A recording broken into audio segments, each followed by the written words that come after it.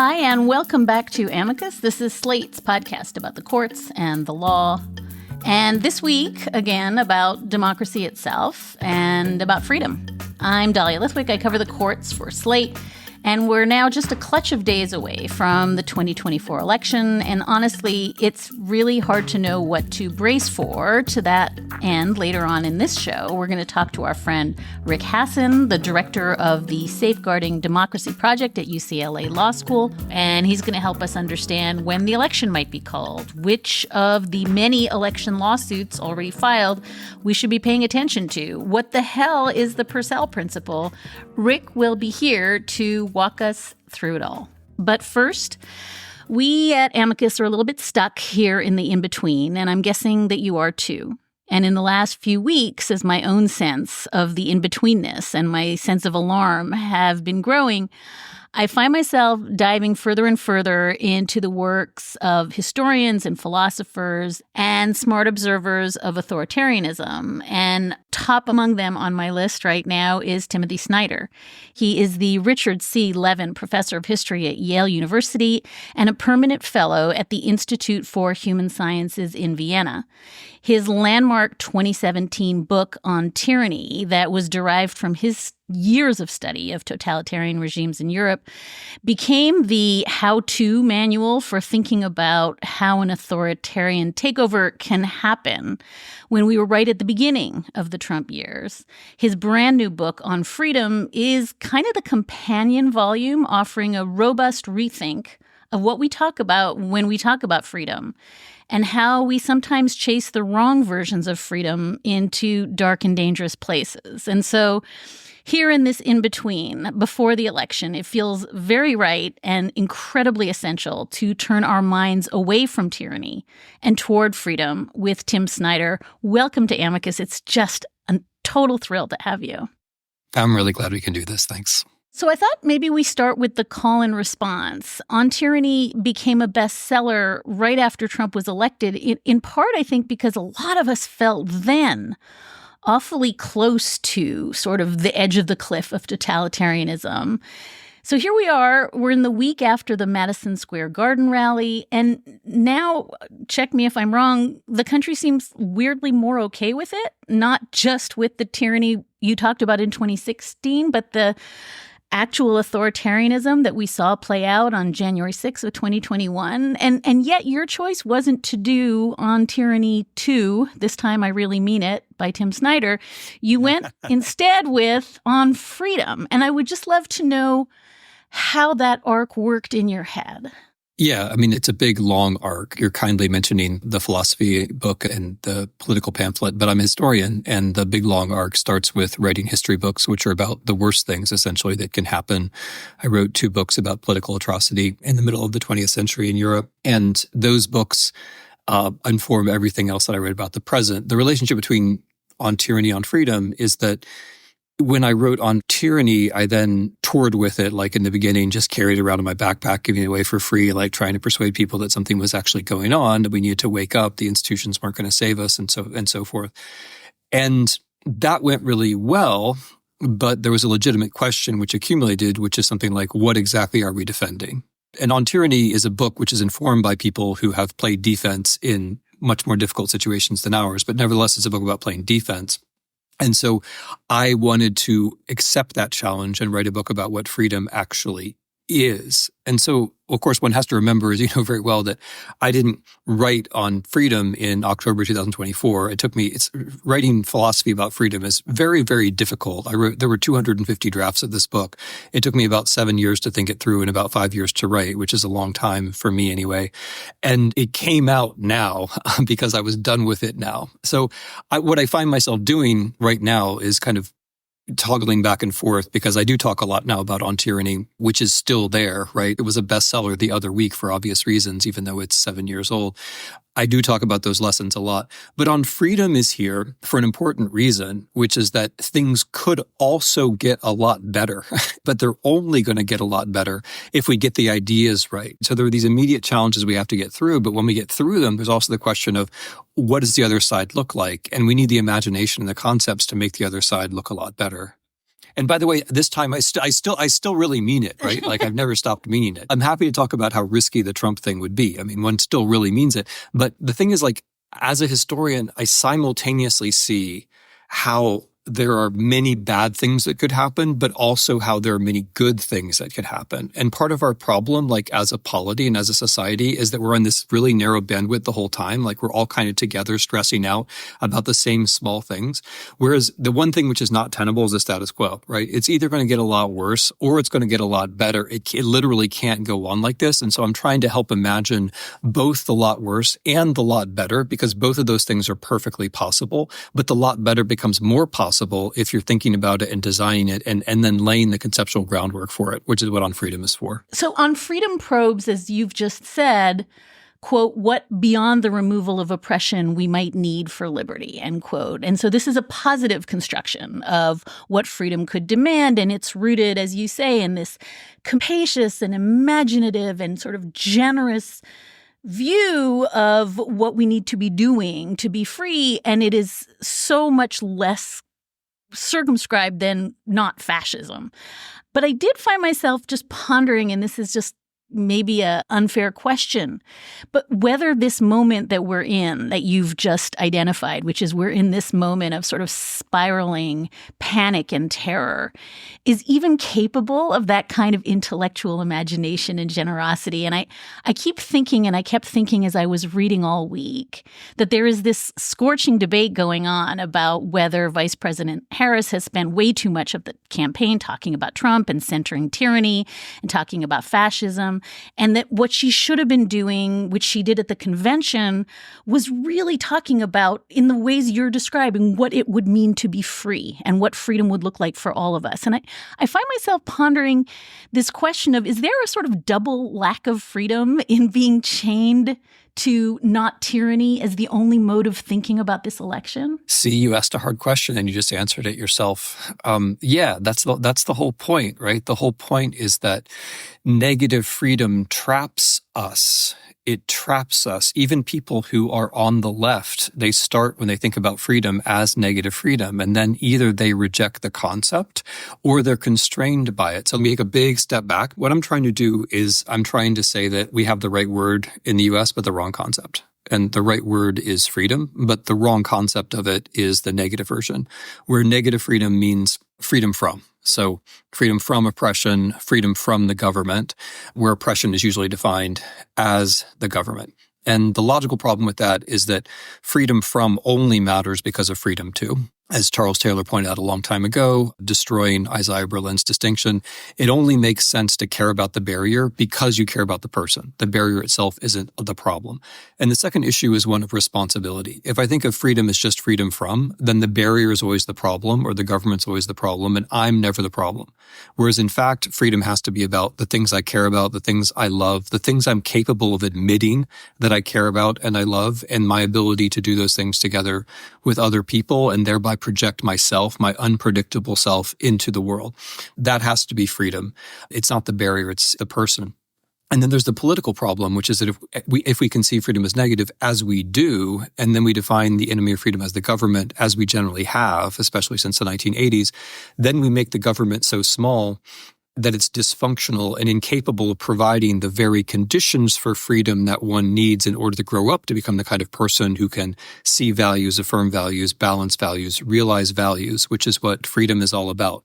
And so, yeah, it is precisely negative freedom which makes us feel so constrained. So you've asked me a question which is about three things. Like, it's about the philosophy of freedom, which I've tried to answer. It's about our ability to talk about it, and it's about political tactics. So we are clearly capable of talking about it, Dahlia, because we do. Like, I just took this book to Texas. Like, I just took this book to Oklahoma. I took the book to Michigan. I've taken it all over the place, and people are ready to talk about a broader, more generous notion of freedom. Like, it's new, but when they hear it, they're happy and their questions are good. So yes, I would say we are capable of it. On the political tactics, I think it's very tricky. And she has to do both. She has to do both because she has to aim for different people. We're towards the end of the campaign, and in my somewhat informed view, the reason that she's talking about fascism now has to do with aiming for a certain set of soft conservative or soft Republican or undecided voters who might actually be moved by the notion that the American regime is about to change. I think that's what's going on politically. I think she was right in general and remains right. And I think her speech in D.C. was mostly about this, despite the petty tyrant references. I think she was right to say what really we should be thinking about is a much better future. And the way that she and Walz have talked about freedom echoes this, because they actually started, they tried to take freedom away from the Republicans, and rightly so. But the way they start talking about it is in terms of negative freedom, because they, like all Americans, are stuck in the idea that freedom has to be freedom from. And so in this case, freedom from the government on your body. Okay. But that's just a step towards thinking of freedom for healthcare, or freedom for all the things that would allow us to become longer lived, happier people, which we could very well do. And it's interesting watching her and Walz, because once they use the word, then unlike the Republicans, they can kind of move towards positive freedom, which they have done a bit.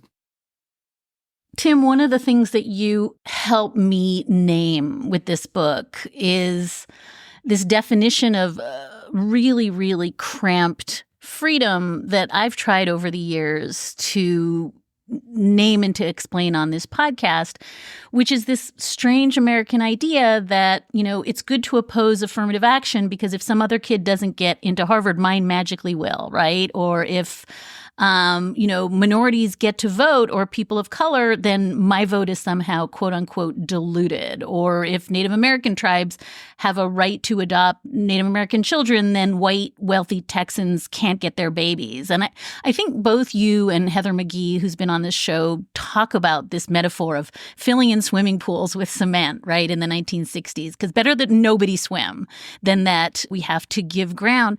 And I feel like a big part of how you think about negative freedom is this constant zero-sum, better for everyone to suffer than for you to get a leg up on me. And unerringly, it feels like that has to pit the citizen against the government, because the government's job is to try, at least nominally, to make everybody get a leg up as against everything.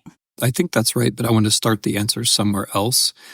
I think there's a misdefinition before you get to the miscalculation. Heather McGhee's book was great, and I cited in mine. It and that tradition is a tradition that's informed the way I've thought about all of this, and it's deeply true that race and negative freedom are connected.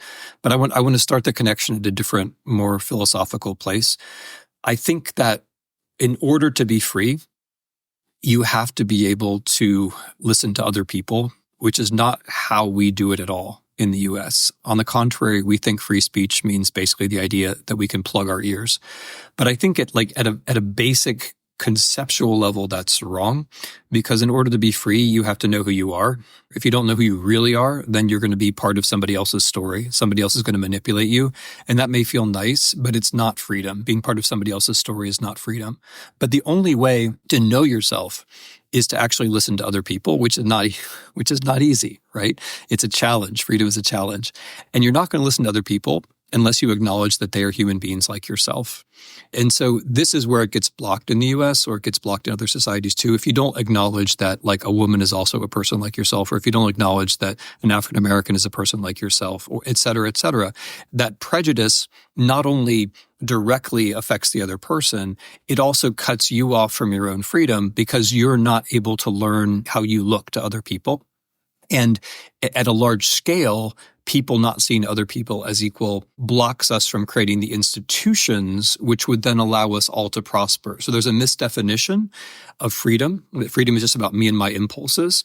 And that comes before the miscalculation. Of course, it's a miscalculation to think we'd be better without the swimming pools. We're better with the swimming pools. But I think the misdefinition actually comes first. A way to summarize this is the historical relationship between negative freedom and race, which is that if I have the slaves and I have a bevy of women behind me and I have a whole bunch of property, then of course I define freedom as the government staying off my back, right? That can make sense as freedom to me. It just doesn't make sense as freedom to the slaves or to the women. And the government is the only instance that can enfranchise the slaves and which can give the women the right to vote, as it in fact, did. And so historically, our tradition comes from there. And then the way that survives and the way that it harmonizes with negative freedom today is that an appeal is made to white people to say, you are independent, you're in a struggle, but you're the smarter ones. You're going to survive in this struggle so long as the struggle is fair. And you don't need healthcare because you're tough, like you can endure the pain. And if we have all these institutions, if we have good schools and universities and roads and healthcare, the immigrants and the Black people are just going to take advantage of those things. But you don't really need them because of who you are, right? And so it all hangs together in that way. I mean, going back to your very first question, this is why I wanted to write the book, because we have to get out from under all of this, right? We have to see how this, like historically and politically, but mainly philosophically, we've got it all wrong, because then we can move on to something better. So it leads me, I think, to the, and this is way oversimplified, but is it simply the case, and I don't think you say this in the book, but I am curious, if it's just fundamentally baked into the American psyche, both kind of this myth of exceptionalism and rugged individualism and, I alone, I am fantastic, plus, the founding, which was a project fundamentally to resist tyranny, and that there's no way, if you sort of lash that exceptionalism to the idea that the government is, by definition, a negative entity that is holding you back. Is it just so baked into the American brain that we can't get out from under this? No, I don't believe that at all. I mean, it's definitely, it's not baked. It's more like because baked suggests a chemical change that you can't undo. So I'd say it's more like a smoothie. I mean, like it'd be hard, but you could do it, right? Like you could find those bits of strawberry and pull them out.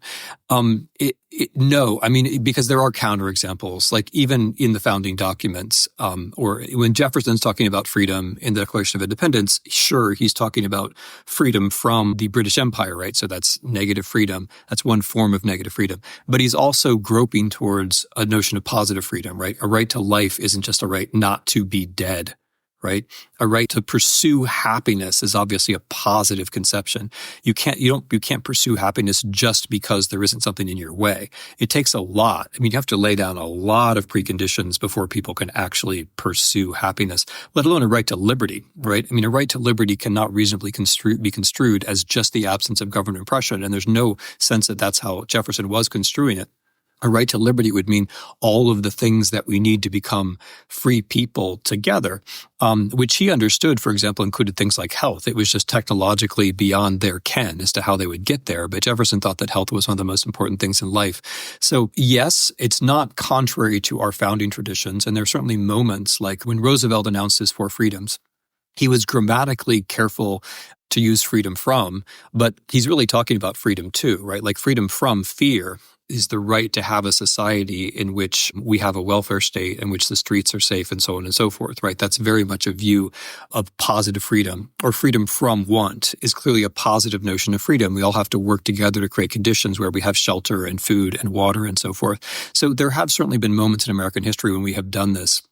Part of our problem is that the combination of the 1980s negative freedom moment with Reagan and Thatcher and the end of communism in 1989 with the end of history cut us off from our own traditions. I mean, not just other possibilities in general. The notion of no alternatives and end of history cuts you off from possibilities and suggests to you that like the universe is just going to bring you the one good thing.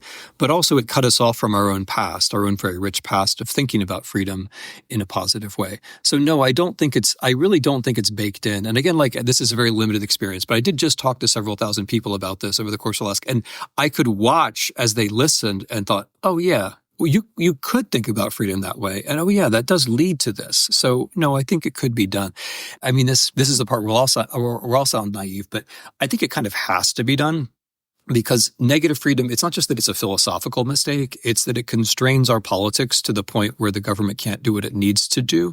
And it constrains our politics to the point where the Trump-Vance model of government that's so limited, all that's left for us to do is fight, right? All that's left for us to do is fight during manufactured crises, but also during real climate change related crises.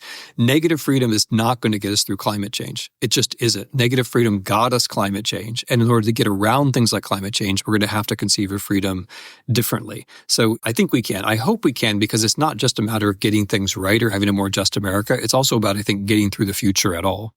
We're going to take a short break. This episode is brought to you by NetSuite. What does the future hold for business Ask 9 experts, you'll get 10 answers. Bull market, bear market, rates will rise or fall. Can somebody please invent a crystal ball? Until then, over 40,000 businesses have future-proofed their business with NetSuite by Oracle, the #1 cloud ERP, bringing accounting, financial management, inventory, HR into one fluid platform. With one unified business management suite, there's one source of truth, giving you the visibility and control you need to make quick decisions. With real-time insights and forecasting, you're peering into the future with actionable data. When you're closing the books in days, not weeks, you're spending less time looking backwards and more time on what's next. Whether your company is earning millions or even hundreds of millions, NetSuite helps you respond to immediate challenges and seize your biggest opportunities. Speaking of opportunity, download the CFO's Guide to AI and Machine Learning at netsuite.com/amicus. The guide is free to you at netsuite.com/amicus, netsuite.com/amicus.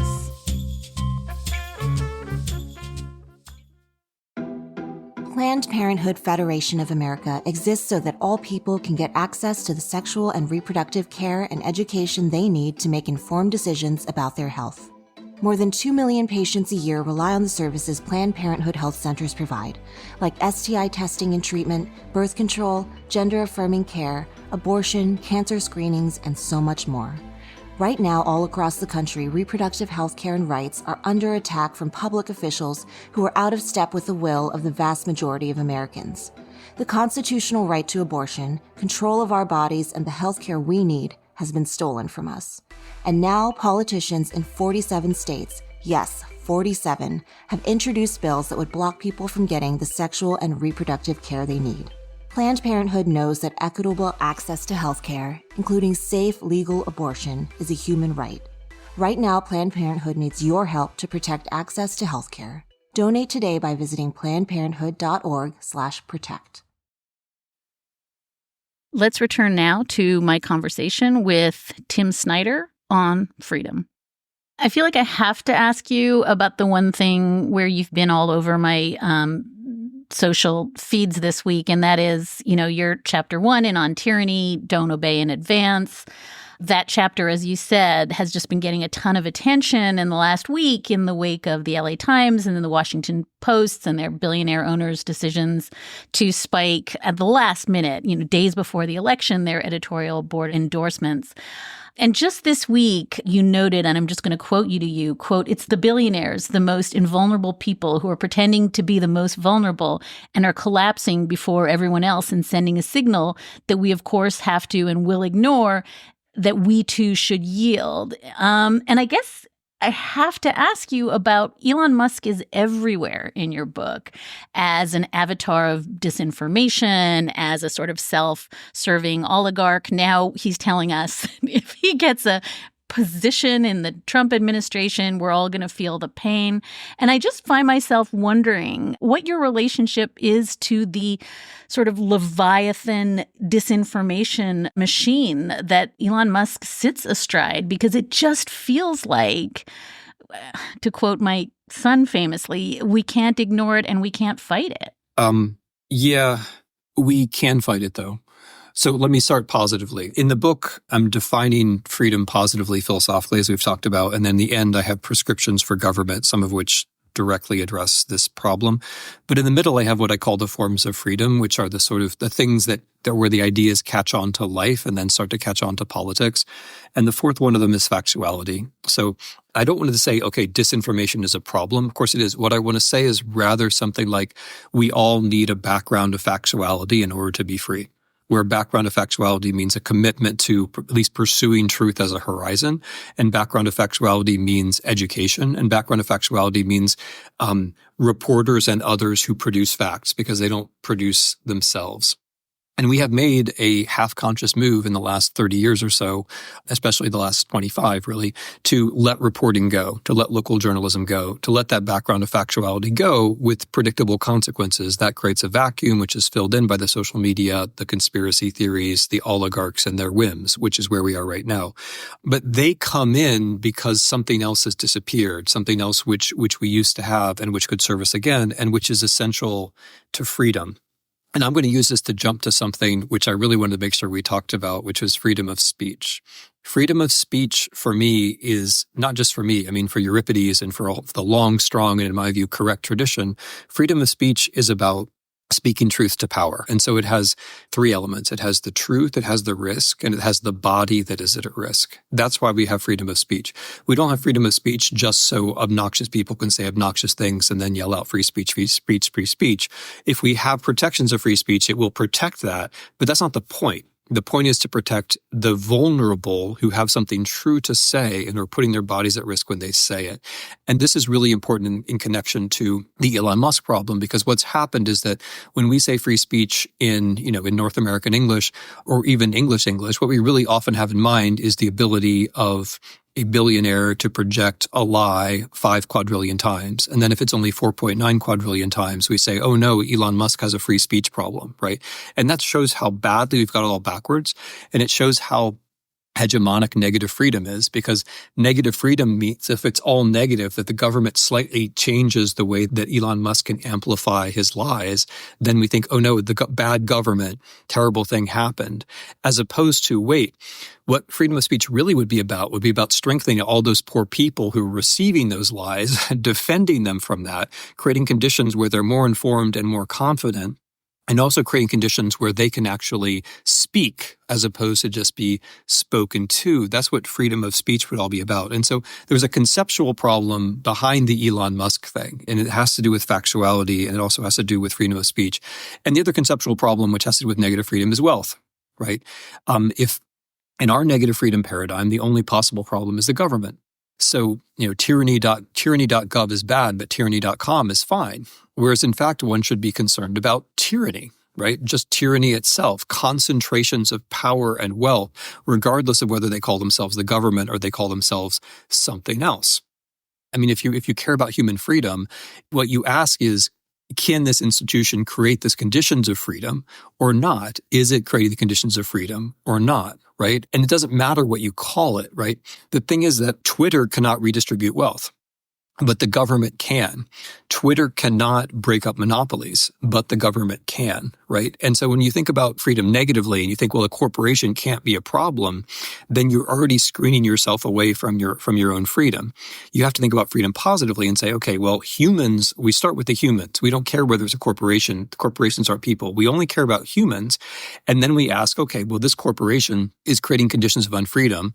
What could we do about that? And here it's not at all radical to say the thing has to be regulated. The Europeans do that, or the thing has to be broken up, which is what even very conservative economists like Friedrich von Hayek would recommend and did recommend for situations like this. So I get your son's point. Like, it definitely feels like we're in a thing that we can't change, but in fact, we could change it. And the laws are, I mean, you know this stuff and I don't, but the laws are already in the books where I think that one could just apply in order to change this. It's interesting because I read your section on free speech, obviously through the lens of the current Supreme Court and its First Amendment jurisprudence. And I was so struck by the ways in which this court has been sort of coronated as the most speech protective court, in the history of the United States. Listeners, he's shaking his head. But it's a freedom from constraint. It's speech protective, right? Insofar as corporations have free speech rights. So it's really useful. And I think I've heard you say, and I think you've written in the book, that the very notion of the marketplace of ideas is itself so utterly fanciful and corroded, that the notion that, we just take away constraints and the good ideas unerringly rise to the top has to be insane. But the other thing that you just said that I just want to pull on, because it's so true, is one of your values, factuality, feels like it's so much at the cornerstone, again, of what we've been trying to think about so much in reference to this Supreme Court that seems totally untethered from factuality. And I just want to point for 1 second to your critique of what you called the pitchfork ruling in the Anderson case, the removing Trump from the ballot. And one of the things you sort of said about it, and you talked about it through the lens of originalism, but then you said the ruling would be a judgment based not on law, but on guesses about the moods of strangers. And it would be as far from intentionalism and textualism as the justices could get. And for me, that was such a useful way to think about how factuality has actually been eroded by originalism and textualism and strict construction or whatever the theory is, because it actually isn't fact-based. It's guest-based or maybe Ouija board-based or seance-based. It is not based in any fact. And I think one of the reasons we're so far down the rabbit hole is that we have a Supreme Court that doesn't actually value factuality much at all. You just said so many rich things. I'm going to kind of just trail through them because these are things I really want to talk about. So first of all, with the Supreme Court and factuality, apropos this coming election, one thing which worries me is that their lack of contact with factuality has to do with their own social positioning. Like, I think they're in a world where at least 5 or 6 of them are in a world where they have a very narrow set of social contacts with America, let alone the outside world. And like their notion of reality and normality, I think is highly constrained just sociologically. Thank you for the kind word about what I wrote about Anderson. I thought Anderson was really important. I was sure they were going to blow it in some fundamental way. And of course they did. But I think like the deepest way that I could characterize what they did, and again, you and your listeners will have finer ways of doing this. But I mean, at the end of the day, they were just kind of making stuff up. And I worry that their separation from factuality has to do with their separation from a country where some of us actually don't think that's okay. And this makes me worry about what they're going to do after November, because I think like they're in a patron-client world where the facts don't really matter. And the Constitution obviously doesn't matter to them. That's just such a joke. I kind of worry that they don't understand that there really are Americans who are not as cynical as they are. Like that one of the facts they don't understand is that many of us actually do care about the rule of law, ironically. One of the facts they don't understand is that if they do something, like if they rule as stupidly on some Trump Georgia case as they have in the past, I think there are a lot of Americans who, regardless of what you say or I say or other experts say, are just going to think, wow, that's not acceptable anymore. You know, we're going to have to do something like the kind of thing which involves undermining the authority of the Supreme Court, right? And I don't think they get that. So I just want to say that apropos factuality, like I think they're separate from the world to such a degree, and I think they're cynical to the point where they kind of become naive, because I think they're naive about they don't understand that there are people who actually care about the things that they pretend to care about would be how I would put it. And I think that sets us up for a problem after November. Okay.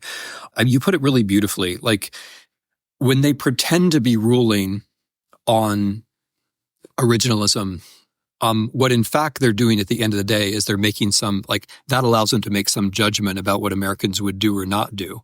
And that's cheating because like what they've said the whole time that that's what they're not supposed to do. And then since they don't use any actual method or research for those judgments, it's entirely like their seat of the pants opinion about what Americans would do.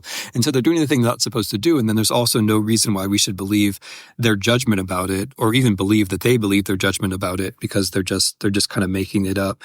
And then on this, I just want to hit again free speech here.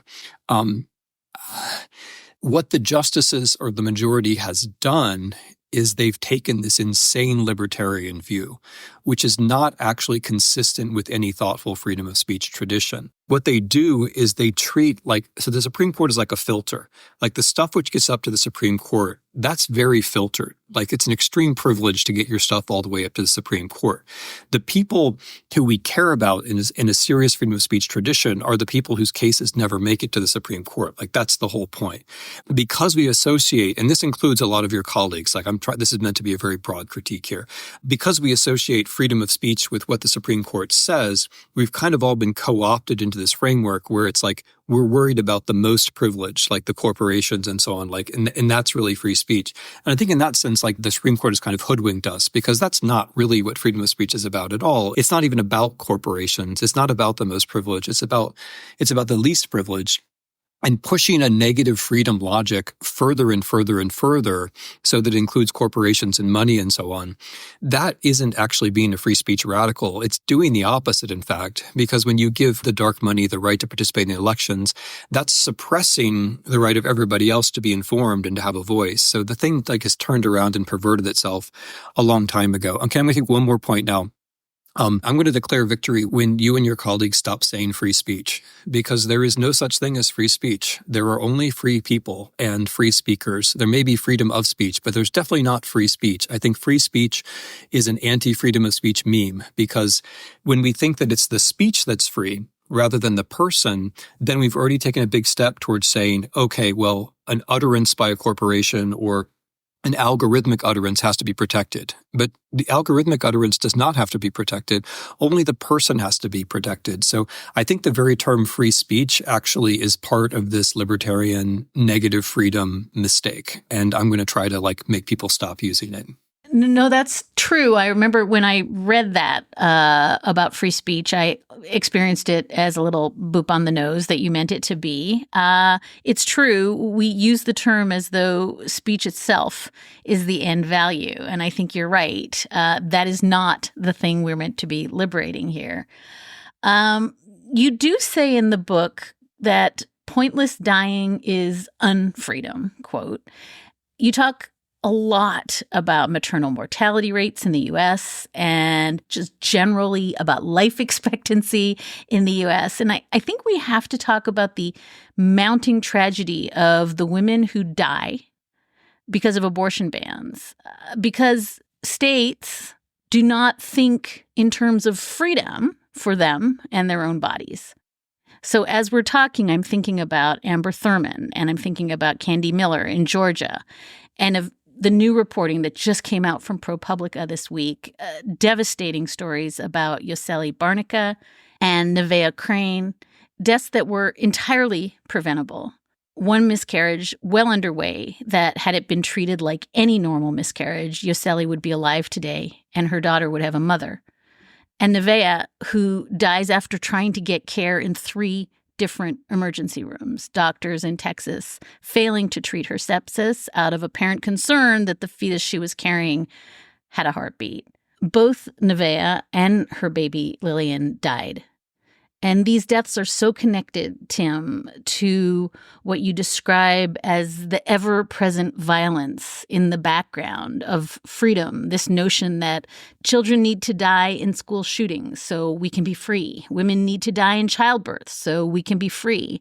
This weird, acculturated sense that some enormous amount of preventable, predictable death, including, by the way, your critique of the healthcare system in the U.S., all this is a marker of our freedom. And I guess I would just love for you to talk about it for a moment, because it is such an arresting and, again, cramped notion of freedom that I think the rest of the world finds to be utterly insane. Thank you for that. You're touching on really profound things here. I appreciate that. I'm going to start from where you ended and then try to get to the heart of the question. I think one of the disservices we have done is that we have discredited the idea of freedom for other people. In my view, freedom construed positively isn't just the right idea for Americans. I think it's also the right idea for other people as well. So, for example, I think places that have the welfare state, like Norway or Austria, will be better able to defend that welfare state into the deep future if they conceive of it as freedom rather than as equity. I mean, it's also equity, it's also justice, and I'm in favor of those things too.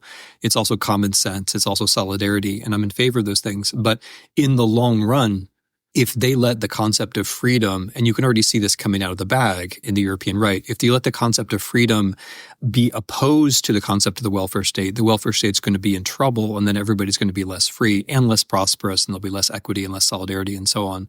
So I think one of the harms we've done with our English usage of freedom is to discredit it actually around the world. And that's because the way we talk about it is so crazy that people think, okay, then freedom itself must not be the thing. It must be something else. So that's just an aside, but maybe a useful one. A couple things behind this. One is the frontier, and slavery, but the frontier. So the notion of freedom as going off and taking something. And, that's what our country is built on. If you go to an Oklahoma football game, you can see like at the beginning, a home game, you see like the reenactment of like land being seized and people racing out to seize it like this. And so a notion of freedom as being you can take things from other people and there's going to be some friction along the way, like you might get killed and they are much more likely to get killed. The notion of freedom as a struggle, which has its own historical logic, but which doesn't make sense now at all. But we definitely still have that, like, we have the breath of that ghost, still about us.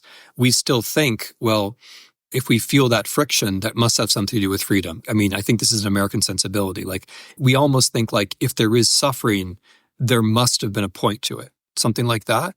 And usually not, right? Very, very often not. And so that's part of it. And then another part of it is the body. So in this book, as you know, I'm relying on a few thinkers who are meant to be unfamiliar to Americans. And one of them is the German Jewish Catholic female philosopher Edith Stein, who's really important to this book because her notion is that we don't know ourselves unless we know other people, as we talked about before. And then her next step was the only way that we can really know other people is by way of identifying with their corporeal predicament. Like we've seen them as bodies, like us, they were born, they're going to die, they can get sick. And there are limits to this, of course, like there are limits to this, to how far I can identify with your body, but I can try, right? Like I can think more or less about it. Like I can think about what it means to be pregnant. I can try to get there. I can't get all the way there, but there's a difference between whether I make an effort or not, right? There's a difference between whether I think of childbirth as something which actually happens, as opposed to like some abstraction where I can apply my own mystical priors to it. And so we don't think about freedom in terms of the body that way. Like we don't think that freedom is corporeal. We think of freedom as very abstract. And because we think of it as abstract, we don't really understand when like the objection is, well, you're in my body, you're trying to control my body. Our notion of freedom doesn't really account for that because it's so non-corporeal, right? And that's one of the ways that negative freedom is wrong. Negative freedom is about the barrier. It's not about the body. It's not about the person. And so negative freedom allows us to dodge precisely all the essential questions, which are things like birth and death and health, right? Birth and death and health don't come into it. And therefore, if you're stuck in negative freedom, it takes a whole lot. It's incredible how much then argumentation and personal experience and amazing speeches like Michelle Obama's, it takes to get people even to realize that these most elemental things where you're killing women are questions that have to do with freedom, because we've taken the body, like we've already taken the body by assuming that negative freedom is freedom. We've taken the body out of the picture to start out with. And then all this insistent like narrative work has to be done to even put the body back in. Whereas in my view, the body had to be there from the beginning. Like we're all born, like that's where it all starts. Like that's it. It's not this abstract, like the whole Anglo-Saxon contractual or Rawlsian or whatever notion of freedom starts with you're a middle-aged guy with property and you're reasonable. Like that's where it starts.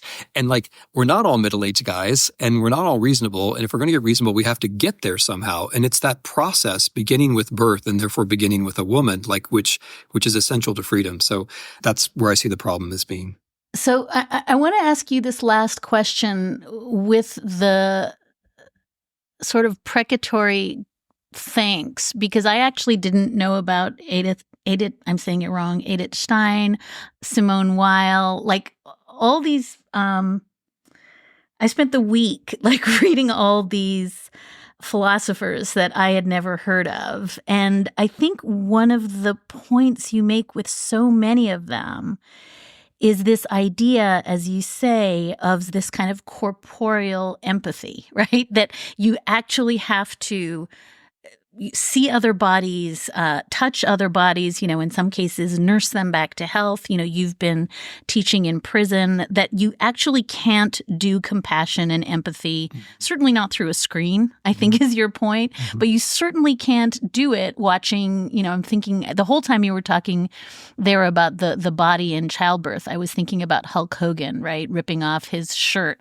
at Madison Square Garden. I mean, there are some bodies that are very visible and very real and tangible, and as you say, some bodies that are invisible.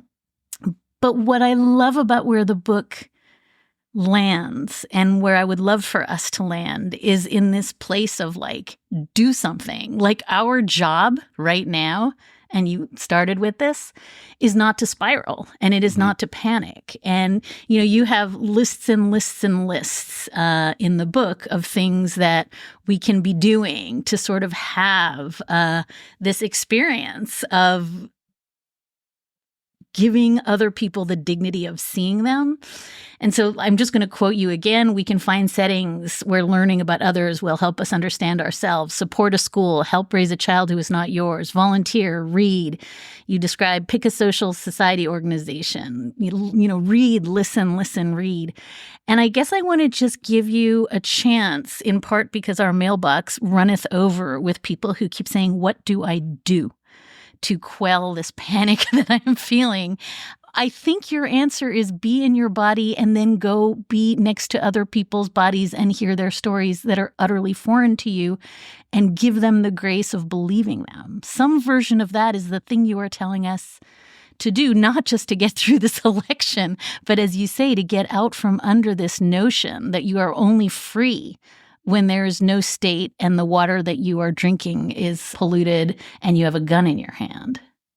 So, I mean, I've loved talking to you, but the only challenge of talking to you is that, like, sometimes I feel like I'm listening as you answer the question. I'm like, oh yeah, I wish I'd used that formulation. That's a good formulation. So absolutely, this is a philosophy book and I'm making an argument and I'm actually trying to get it right. Like, I'm not pitching this towards what would make people feel good immediately. I'm actually trying to get it right. Freedom is a tough subject and you can't really reason towards it propositionally, but I am reasoning towards it in all kinds of ways with the help of all kinds of wonderful thinkers like Simone Weil and like Edith Stein, Václav Havel, Frantz Fanon. I'm trying to circle around it and get us towards what I think is the right idea of freedom, right? Like that there is a wrong and a right here. So there's a sense in which this is quite a conservative book. Like I'm saying that virtues are real. I'm saying there are right answers and wrong answers to certain things. And I think there is a right answer as to what freedom is. And I think the right answer is that it's the value of values. Like it's the condition in which we can choose among and combine and realize good things in the world. I think freedom is about the good things. And this is edging towards your question because when we talk about freedom now, we feel bad or we feel angry. Many of the people who talk about it, until very recently with Walls and Harris, but in general, people talking about freedom in American public life are angry. They're angry about something. And that's a sign of how wrong everything has gone. And when people, in general, not the politicians, talk about freedom, they feel guilty or they feel bad or they feel sad. And that's exactly the way it ought not to be, right? Freedom should be the notion that the future is open. Like I can push my values out into it. Together we can work to create a condition in which we can all push values out into the world and make it more unpredictable and make it more interesting and open the future. Because one thing which has gone wrong, just as a matter of fact, is that we're having a hard time seeing the future. And the future's coming, whether we can see it or not. But we have a hard time seeing it. We have a hard time seeing good possibilities out in the future. And that's also a negative freedom trap. Because if freedom is just about me against you or me against, the enemy or me against the government, that's a horizontal relationship. It's an iterative horizontal relationship. There's no fourth dimension to it. There's no future in that. It's just we're stuck here forever.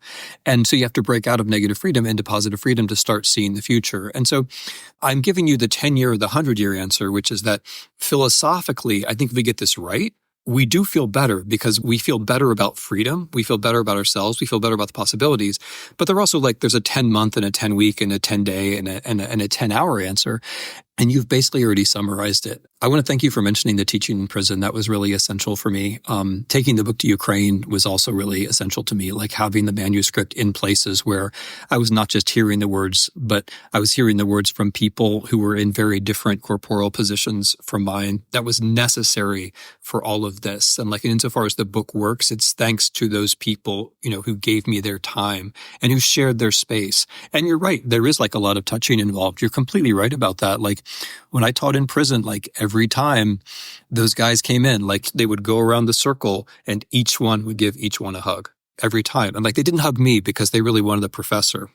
They gave me a handshake, but the contact is really important. The listening and the taking stuff in, there's that, but it's not about feeling guilty about your different position. It's about doing stuff, right? Like the short answer, the 10-day answer, I guess we're now in more like 3-day, 4-day answer, but it is doing stuff with other people.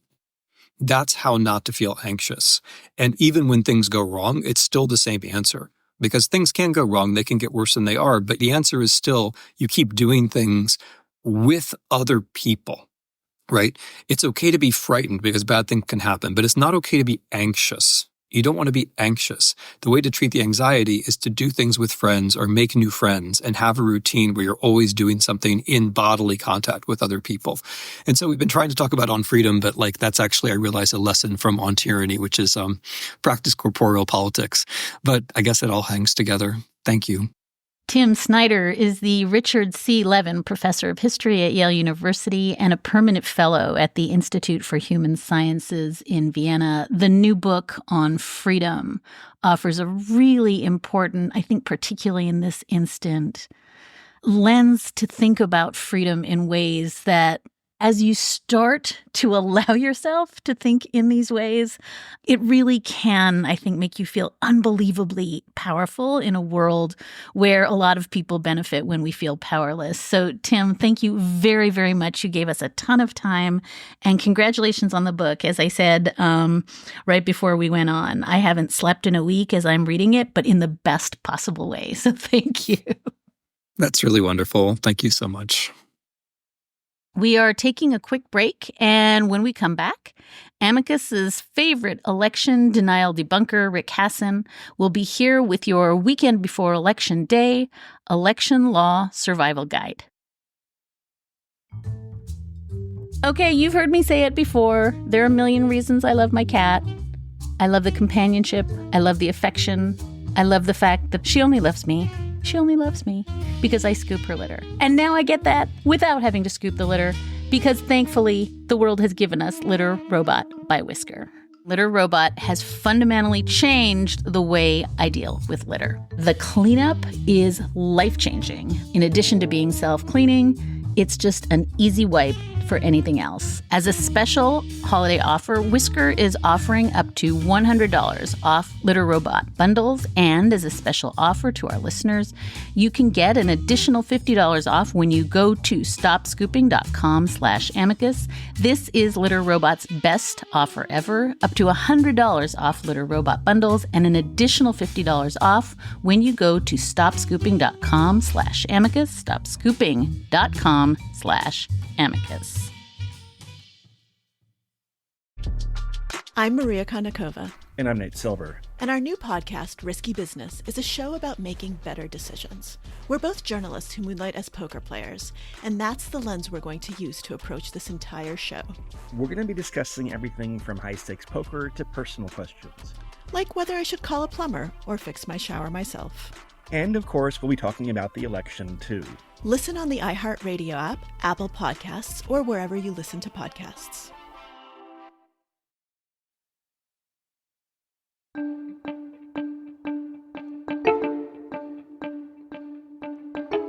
So, listener, from the bottom of my heart, I'm asking, what are you going to be doing in the handful of days between now and when the polls close and the vote is counted and there's victories claimed and new rounds of election denying? Because I'll tell you what I'm going to be doing. I'm going to be listening to one of my oldest law professor friends, Rick Hasen, not oldest chronologically, just the friendship is old. He's a dear friend of Amicus. He is a fellow member of the Election Meltdown 2020 Order of the Rug of Doom, trademark, ! Rick Hasen is the Gary T. Schwartz Endowed Chair in Law, Professor of Political Science, and he's director of the Safeguarding Democracy Project at UCLA Law.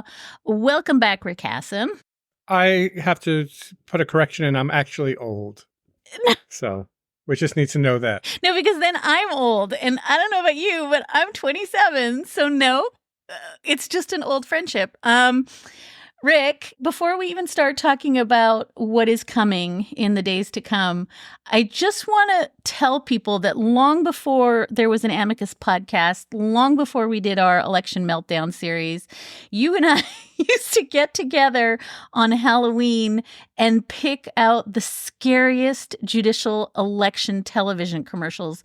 I know you're not so old that you don't remember that, but do you remember thinking that the scariest thing facing democracy was like lurid ads about judicial elections? Because that's just quaint now. Yeah, it really does show you how far things have progressed. I don't know if that's the word. I was thinking back even earlier when you were my editor at Slate when I first started writing. So I think in 2004. When I was 7. Yeah, keep talking. You helped me come up with a great title called The Fraudulent Fraud Squad.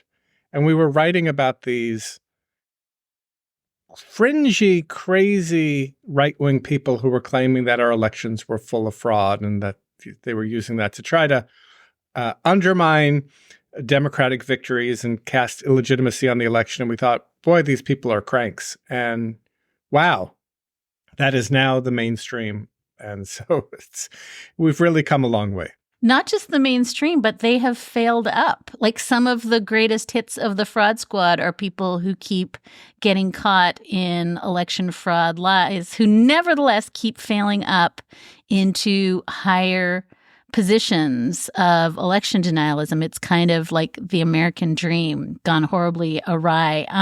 So, Rick, let's start here. We've been saying on this show for many, many weeks, in as many ways as we could say it, that the U.S. Supreme Court is probably not going to save us. And this week, a lot of people took the decision that came on Wednesday morning, per curiam, like shadow docket decision in the Virginia voter purge case to signal something really deep and important about what the Supreme Court is thinking, both about this upcoming election and how it's going to be conducted, but maybe more urgently on this question of like the Purcell principle and whether or not you can get involved in elections with minutes to go before the clock strikes 12. So maybe would you just remind us what this Virginia lawsuit is about, and then just give us a sense, if you have one, of how much this raised alarms for you about the court's willingness to meddle in whatever the Bush v. Gore is that they're going to be serving up soon. So let's talk first small about this case and then the wider question. The question in the Virginia case was whether a last-minute removal of voters from the voting rolls on grounds that they were potentially non-citizens violated a federal law called the National Voter Registration Act, which says you can't have systematic purges of voters in the 90 days before the election, because if you have that, you end up with eligible voters being removed from the rolls. And we know through, I think, both NPR and the Washington Post did investigations and found among those 1,600 people, there are some eligible citizens. How were these people removed? Apparently, they didn't check a box affirming they were a citizen on some DMV form. And so this was used as a basis for saying they were not citizens. So a federal court blocked this removal on grounds that it violated the NVRA. The Fourth Circuit Court of Appeals agreed. It went to the Supreme Court, and they reversed in an order without giving any explanation, as is their custom when they're dealing with emergency election litigation on a very fast schedule. The court divided probably along party lines. We don't know. All we know is that the 3 liberal justices publicly dissented. It's possible one of the other justices quietly dissented. Because they didn't give a reason, it could be a few things. One thing, it could be that the court was moving too close to the election, the lower court. That would be a very perverse application of the Purcell principle, because it would basically say to states, it would create an incentive for states to do things at the last minute, and then the federal courts are powerless to stop them. It could be that they didn't think this was a systematic purge under the NVRA, that this was more of an individualized kind of thing. Or it could be, and this is my kind of hope of what it is, one of the things you're supposed to do when you're looking at emergency litigation is balance the hardships. And even though I might have balanced it or would have balanced it differently, here, because Virginia has same-day registration, a voter who's been kicked off the rolls can go through some more steps and can actually re-register and vote. So maybe that's what this is about. But it kind of sends weird signals. We've seen in many places attempts to do last-minute purges. Is this a green light? You know, there's going to be fighting over it. And when the court gives no answers, then, oh well. In terms of the larger point, is this a signal of what's to come? Well, the court appears to have divided along party lines. I think in lots of cases, the court does divide along party lines when it comes to voting, Voting Rights Act issues, Purcell issues, all kinds of things like that. If the election is super, super, super close, like 2000 level close, not 2020 level close, comes down to one state's electoral college votes, and it's only a few thousand or a few hundred votes in that state, then, motivated reasoning can step in and we could see a party line division. The good news is, back in 2020, it wasn't that close. And the court didn't divide along those lines when there were some totally cockamamie kinds of legal theories thrown at the court to try to overturn the results of the election. I'm still counting on the Supreme Court to hold that line. It's a low bar, but I really think they can make it through this again this time if that's all there is. Can I ask you to do one cleanup on aisle 9, which is we just skated through a conversation about the Purcell principle, which is like so doctrinally complicated as though everybody knew what we were talking about. And I know you and I have talked about it 1,000 times, but can you just help folks understand it's not found anywhere? It's kind of a feelings ball, zeitgeisty thing that the court doesn't allow for sort of last minute interventions in elections, except for when they do. Is that unfair? But can you just tell folks what this much vaunted Purcell principle is and how much we should count on it going forward in the next couple of days and weeks? I do feel somewhat responsible because I gave it the name, the Purcell principle, and I should have called it the Purcell unprincipled, and that would have been much better. Here's the deal. Back in the early 2000s, there was an emergency case that came to the Supreme Court over Arizona's voter ID law. And in that case, it was going to take a while, as federal litigation does, before the court was going to decide whether Arizona's law violated the Constitution or violated federal statutes. And the question was what to do in the meantime. The plaintiffs who were challenging the law asked the district court where the trial was going to take place to put the law on hold pending the outcome of the trial. And the trial court said no. And the plaintiffs went to the Ninth Circuit, who said, yes, let's put it on hold, and didn't really give any reasons. Then Arizona went to the Supreme Court trying to get the Ninth Circuit reversed, and the Supreme Court reversed. They took this case and treated it like it was a cert petition, which means they were going to hear it on the merits, and they issued a per curiam decision, meaning a decision without giving any author, and it basically said, changes made by federal courts in the period close to the election can cause voter confusion, can make it hard for election administrators. The Ninth Circuit didn't give any reasons, don't do this. And it was a question of whether this was a one-off. The court said that fraud in elections could undermine voter confidence in elections. The court didn't provide any evidence to support that idea, but they said that. And the question was, did this mean anything? And then over a series of rulings, the court started applying this principle and basically discouraging federal courts from issuing rulings close to the election. Now, why is this different than what the court normally does? So what the court normally does when it gets an emergency petition in any area, and here I'm putting on my remedies law hat rather than my election law hat, is they're supposed to look at four things. How likely is it that plaintiffs are going to win their suit ultimately? Is the plaintiff going to face irreparable harm, something that can't be fixed in the period before the election, like someone being disenfranchised? How do the hardships balance? What's going to be on the other side? What's the state going to suffer if the law is put on hold? And finally, where is the public interest? And those four factors are supposed to be balanced. Purcell kind of takes that public interest idea, makes it very specific, says it's just about elections, and puts a huge thumb on the scale, disfavoring last-minute federal court interventions in elections. And so I don't like it because it raises one factor above all. And I think the Virginia case is a good example of what the problem is. Here are voters who, let's say that they've got a strong case on the merits, they may face very strong harm, and it's going to be too late if they're disenfranchised in this election. Now, again, maybe that harm is militated because they can re-register to vote. But why not look at all four of these things rather than just elevate one thing? The other problem with Purcell is that the court doesn't really explain itself. We've had Justice Kavanaugh in a number of concurring opinions give his spin on what he thinks it means and how it works. And one of his recent writings on this, he kind of suggested a modified version of this four-part test that really puts a huge thumb on the scale, disfavoring federal court intervention.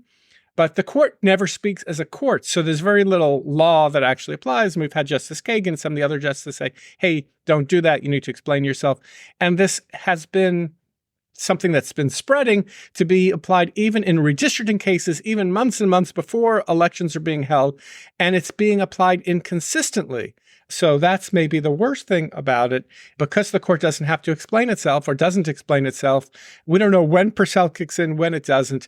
The court seems to be favoring right-leaning or Republican litigants in these cases, and that is a bad look at the very least.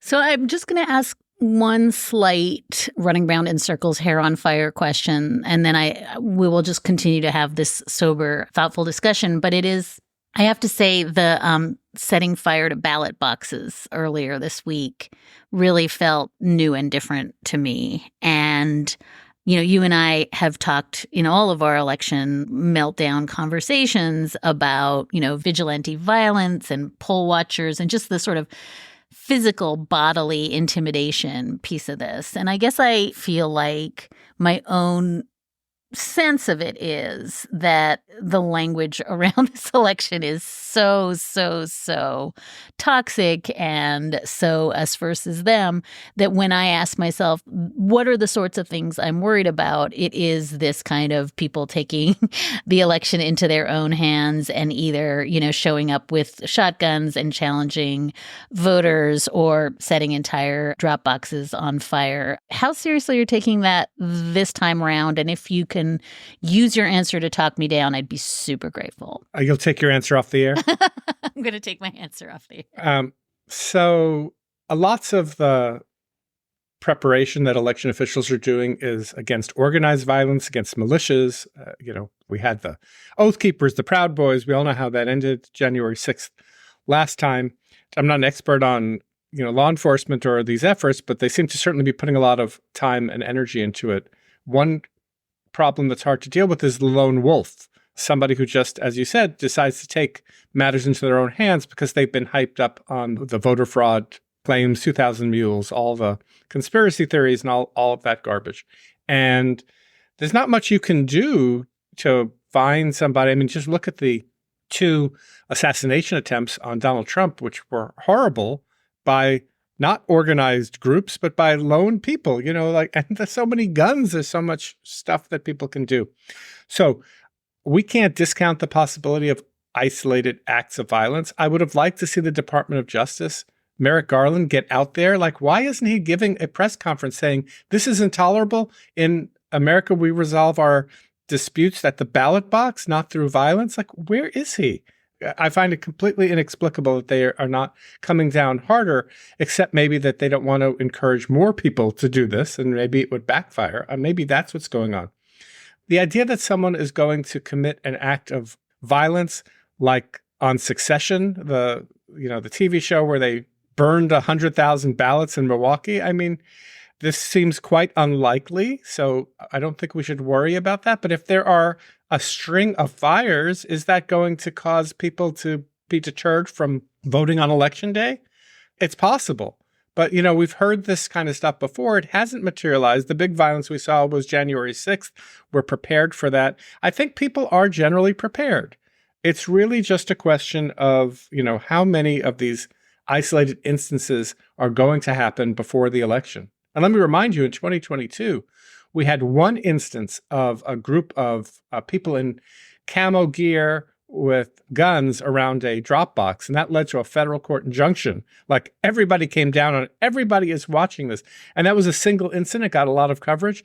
But, you know, most people are going to do the right thing, and they're not going to take matters into their own hands. So I'm concerned. I want to see a stronger DOJ response, but I don't think that this is a moment for panic, that our elections are going to be marred by violence. One thing that you have been talking about, and I think this is really important, and it probably hasn't been said enough, is that Last time around in 2020, we meaning us in the media, spent an enormous amount of energy preparing people for the fact that it was probably not going to be called night of. It might take days, it might take weeks. You've made the point that we have not done that kind of groundwork, advance work nearly enough this time, in part, I guess, because the pandemic is not an issue. But we were so much better about telling people, the vagaries of the blue wave, the red mirage, all is not what it appears. There isn't fraud just because it takes a couple of days. We have not necessarily done that advance work this time, Rick. And I wonder if you think that voters understand that the failure to call this the night of is not per se evidence that there is vote fraud happening. Okay, so first of all, if the election is as close as it was last time, which is not that close, not Bush versus Gore close, we won't know the answer the night of the election. In part, that's because there are some states that are swing states that take a longer time to count their mail-in votes. That includes Pennsylvania and Wisconsin, both of which did not change their rules to allow for pre-canvassing of absentee ballots. That is essentially a rule that says that ballots that come in, the mail-in ballots that come in, are going to be checked to make sure that the signature's on there, that everything's right. They're not going to count the ballots till Election Day, but do everything before. Pennsylvania and Wisconsin have not changed their law to do that. The Republicans in the legislatures have resisted making that change, in part because I think it creates this cloud of uncertainty. That's a feature, not a bug to them. Arizona just has a lot of mail-in ballots. It takes a super long time in order to be able to get these ballots processed. It's kind of baked in that Donald Trump is going to declare victory. There's almost no question he's going to declare victory like he did last time. I just came across a quote I gave to Chris Hayes in June of 2020, where I said, it's going to take a week to count the votes in Pennsylvania. Donald Trump's going to declare victory when it's really too early to call. Like, we can predict this really well. It's going to happen again if it's at all close. Now, maybe this is at least a 50-50 flip, that Donald Trump just wins outright. He declares victory and he actually wins the election. But if that's not what happens, then we're going to have this period of uncertainty and this period where, fueled by Elon Musk, and all of the resources that he has, including X, there are going to be conspiracy theories. They're already starting to talk about cheating and fraud in Pennsylvania, and they're going to try to, in the public sphere, convince their supporters that the election is being stolen if Trump doesn't win. And because Democrats vote more by mail than Republicans, we get that blue shift or red mirage. What that basically means is the early returns that come in might favor Trump. As more votes are tabulated, it shifts to Harris. Now, the patterns may not be the same. We're not in a pandemic. More Republicans are voting early. Fewer Democrats are voting by mail. But we could definitely see that pattern again. And it's going to be a very volatile period for the United States. And so just by way of wrapping here, in telling our listeners what to expect when you're expecting Donald Trump to call it for himself the night of the election, what, other than to advise people to be cautious and patient, I feel like a little bit I'm hearing you say it's just going to be turbulent and crazy. That's what you're saying. Well, there's different messages for different people. So the message for the news media is, as we said last time, too early to call is what we want to call this. Too early to call, not this one's in the lead or that one's in the lead. And it's important for election officials to be super transparent. At a piece of Slate talking about this, like, different people have different jobs. The news media should accurately explain the election is too early to call, that we do see shifts in vote totals that could change apparent election outcomes. There's nothing nefarious about that. Election officials need to be transparent. How many more ballots are there left to count? How long do you think it's going to take you? When do you expect to be able to announce, 95% of the results? Things like that. We need that information out there. I would say social media owners need to be responsible and not be stews of election disinformation, but that ship has sailed, and the public needs to be patient, and Americans are notorious for not being patient. Richard Hasen is the Gary T. Schwartz Endowed Chair in Law, Professor of Political Science, and Director of the Safeguarding Democracy Project at UCLA Law School. he is also emphatically not old, although I think both you and I are going to age really hard in the next week. Rick, you have been like the ride or die for this podcast on election law and voting, and I know this week is just crazy busy for you. So thank you very much. And you'll be on speed dial for all of our Amicus listeners. We'll be giving out your phone number, and you will just be answering all their questions for the coming months. Thanks, Rick. Well, I was hoping to get a call about my car warranty being extended, but I'll take those calls as well. That is all for this episode. Thank you so much for listening in. Thank you so much for your letters and your questions and your thoughts. You can keep in touch at amicus@slate.com, or you can find us at facebook.com/Amicus Podcast.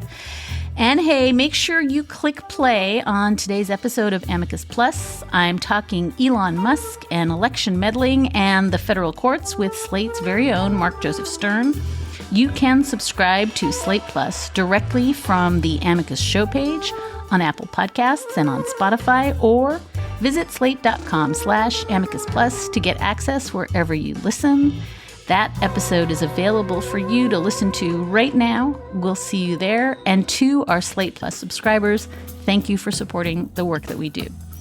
Sarah Birmingham is Amicus's senior producer. Our producer is Patrick Fort. Alicia Montgomery is vice president of audio at Slate. Susan Matthews is Slate's executive editor. And Ben Richmond is our senior director of operations. We will be back with another episode of Amicus next week. Gulp. Go out and vote. Drive somebody to the polls. Do what Tim Snyder says and be with other people. Think about freedom and the future in generous, empathetic ways. And we will see you on the other side.